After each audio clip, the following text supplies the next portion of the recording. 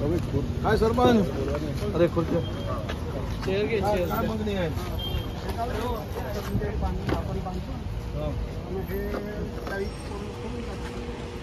कोणी फोडलं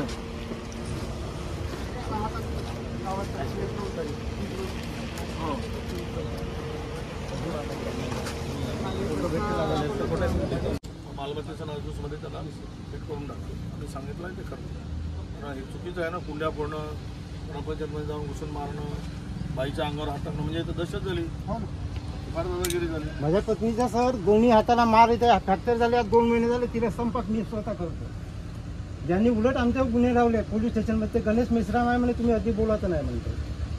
यांचे ते आपले आपला स्टेशन डायरीवर होते ते माझ्या पत्नीवर दबाव टाकेल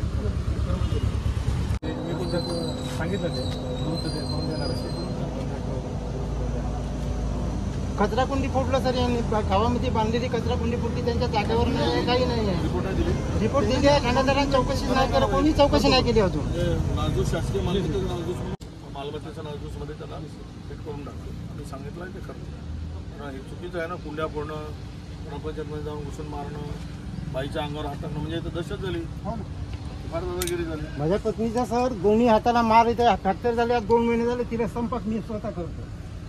ज्यांनी उलट आमच्यावर गुन्हे लावले पोलीस स्टेशनमध्ये ते गणेश मेश्राम आहे म्हणे तुम्ही अधिक बोलायचं नाही म्हणतो यांचे ते आपले आपला स्टेशन डायरीवर होते ते माझ्या पत्नीवर दबाव टाकेल काय याला यांचं म्हणणं जरा ऐकून घ्यायचं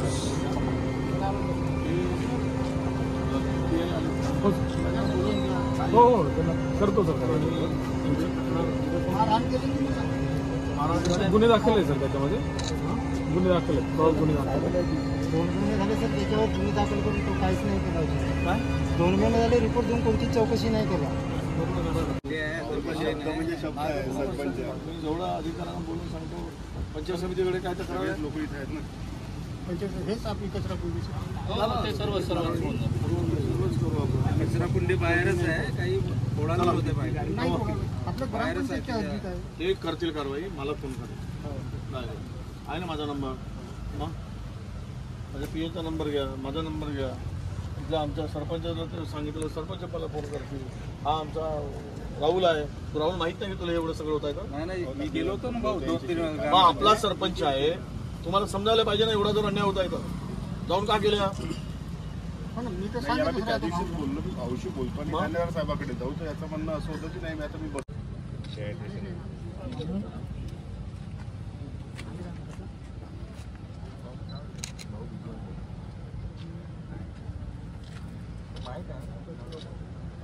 सरपंच संघटनेने लक्ष घातलं पाहिजे